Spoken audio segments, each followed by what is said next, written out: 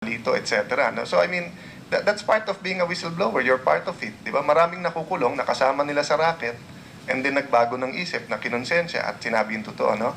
Pero minsan, hindi rin ganun ka-noble, ka-moral ang dahilan kung bakit nag-away. And as long as you tell the truth, that's the truth. No? So, Benar, can you tell us and the public, no, ano ba nangyari? Paano ka naging whistleblower? Paano kayo nag-away at ano nangyari talaga? Tinanong na po ako ni Senadora Grace po nung last time, paano bang pinag-umpisahan. So, nung December Ba't ikaw lang yon, hindi na yung iba? Yes po, wala po. Tapos, nung meeting kasi, di ba sir, dahil po pinagkatiwalaan niya, kami mga seniors, so may contacts ho kami sa mga lawmakers, meron din kami contacts sa mga chief of staffs. So, ang nangyayari, nung nabasa niya kasi po yung cellphone, doon siya nag-umpisa kasi akala niya po nagra-racket, Okay. gumagawa po ng transaction. So, akala niya, sumosolo ka na. Yes po. At Yun ang- akala niya, yung isang chief of staff ay gagawa na rin ng sariling NGO at kinukuha ka. Yes. Okay, sino yung chief of staff na yan? Ang alin po? Sabi mo, Hindi, may ibig ko mga- sabihin po sir, yung mga chief of staff, Sino nga yung mga yan? Nabanggit na naman yung iba sa affidavits, di ba? Nakasuhan na yung iba. Kasi gusto ko lang opo, i-confirm yung mga narinig ko eh. yung nakasuhan po. Sino na? Miss Pauline Labayen, si Attorney Richard Cambe, kasi yun lang po yung ano eh, sa And si attorney, si Gigi Reyes po, hindi ko Okay. siya po nakausap. hindi mo siya nakausap. Hindi So, po. hindi, Sorry sir, once lang po kami nag-usap tungkol po yun sa Cohen diet. diet. Okay. Effective ba? Hindi ko po. Okay. Sino yung pinagbibintangan na meron kayong sariling transaksyon? Sino sa mga chief of staff? Or sino sa mga nabanggit mo? Nagduda po kasi si Miss Napoles, akala niya po ako at saka si Miss Catherine May Santos. Ay gumagawa na ng sarili? Yes po. Kasi tama ba, mas malaki kasi ang kinikita ni Ms. Napoles kaso sa mga legislators. Opo. Di ba? Dahil ang legislator, bagamat 50% nung sa kanila lang. Opo. So kung si legislator A 100 million, 50% doon is 100 million, 50 million. 50 million. Mas malit kay Ms. Napoles dahil sa 100 million, 35%, 35 million. Yes po. Pero kung 5 yung legislator niya, Di, 5 times 35 yon. yes po. Di ba? So 165. Kaya mas malaki sa kanya. Opo. Kaya kung ikaw ay at magraraket kasama nung iba, malaki mawawala sa kanya. Hindi ko po alam kung ano yung Maagawan mo siya. yun yung pinag-iisipan niya. Actually, sir, kilala naman namin si Madam ganun eh. Kasi lahat po yung mga dating naging ahente at naging empleyado niya na umalis sa kanya, ganun po ang pinagbibintangan niya. Ganun po ang yun po ang suspecha niya na kino-compete siya. Kasi po, granting na marunong na yung... So selosa siya sa negosyo? Yes po. Or sa pera? Opo. Okay. And ikaw naman, na-offend ka dahil doon? Opo, nagalit ako. Anong reason niya? Bakit niya ako dinitain? Tapos ina-accuse niya na ako yung transaction ko po daw sa DA. Yung pina-follow up ko po sa DA was yung backlog ng PDAF. And other than that, yung inutusan niya sa akin, yung mga hiningi po ng pondo, yung organic farming Sige. fund na yun. Marami pa magtatanong, so ito na lang yung last. Doon sa mga kinasuhan, Po. meron pa ba sa PDAF, hindi sa Malampaya, Opo. may nakita ka ba na pinili nung DOJ o NBI na sinabi nyo tapos hindi namang kinasuhan? Hindi, wala po. Kasi po nung nilatag po namin lahat sa kanila, kailangan po, ang sabi po kasi ni Atty. Baligod sa amin, kailangan mag-stand po yan sa korte. Hindi po basta-basta So sasabihin lang. hindi selective, hindi po. namimili lang. Hindi po. Bakit pag ang senador ang nag-iimbestiga, gusto niya nababanggit parati pangalan niya? Pero pag siya iniimbestigahan, ayaw niya nababanggit pangalan niya. Hindi mo rin alam. Thank you, Mr. Chairman. Okay, thank you, Senator Alan Cayetano. The next will be Senator Grace po. Thank you, Mr. Chair. Sa muli, magandang hapon sa inyo na nandito at maraming salamat din sa inyong pagdalo. Gusto ko lang malaman, meron kasing isang katulong na kasamahan ninyo na nakakulong ngayon. Narinig ko sa news, si Cadelina, ang pangalan niya.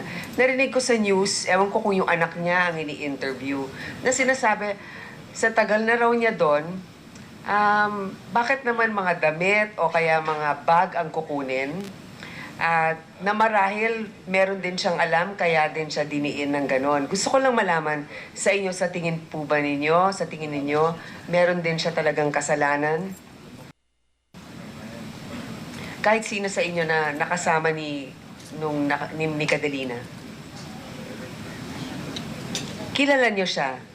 Yes po, katulong po siya ni Miss Napoles. Pero ang alam ko, dahil po sa 10 taon na paninilbihan niya kay Miss Napoles, wala po siyang kakayahan na gumawa ng ganun bagay. Pangalawa po, si Catalina Dominga, isa rin siya kasama-kasama ni Madam. So alam niya rin po kung sino yung mga kausap po ni Madam. Pangatlo po, alam po niya na yung mga pera from the opisina dinadala po doon sa opisina, sa bahay niya.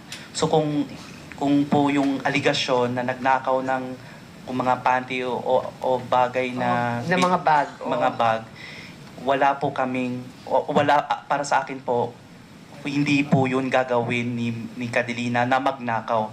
Kasi si Madam, may mga bagay naman po siya na pag hindi niya na kailangan, binibigay naman niya mga gamit kung ano. Pero kung yung sinasabing bintang na nakaw, ako mismo magva-vouch na hindi po yun kaya Catalina. Salamat. Kasi unang-una nga nakita ko yung mga kagamitan. Oo, pwede mong ibenta yon, pero napakahirap isanlanon. Pinakaagad-agad. Hindi katulad kung kunyari pera kinuha mo o alahas. Kaya nga kaduda-duda. Ngayon po, hindi kaya po Secretary de Lima, dahil nga nasabi na rin ni Ben-Hur na marami din siyang nalalaman, kahit nakadetain po ba siya, ay kinukuhanan ninyo siya ng statement? Ang alam ko po, ang NBI ay kasama yan sa mga tinitingnan din po nila. I just don't know whether they already accessed her and secured also a written statement. But I will check po with them and I will advise them to do so kung hindi pa ho ginagawa. Thank you. Opo, kasi parang ang puzzle yan eh. Kasi pag sinabi niya na nakita niya, yun ang kausap, pwede rin ipatunayan o palakasin itong si Catalina. Ngayon po, I'd like to commend the Department of Justice also for carrying out this witness protection program, even if we don't really have a clearly defined program. And I know that your budget is usually, your budget is established a year ago. So contingency matter like this one, you have to get from your extra operating expenses, protecting our witnesses. I would like to know if it's undue burden now, or do you still have the capability to carry out the full protection of our witnesses? Well, the Witness Protection Program, every year naman po ay nai-increase ang budget. And of course, we can do more if we have more budget for WPP. But there is a particular amount, a range of amount for financial assistance and the other benefits of witnesses. Can you tell me, ma'am, if you know it at the top of your head, how much is allotted for your witness protection program in 2013? It's 100.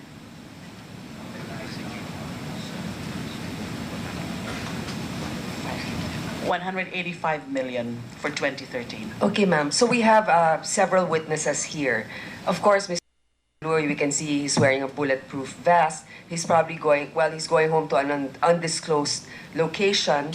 I'd like to know if all your witnesses are now taken away from their houses and are now being housed by the DOJ.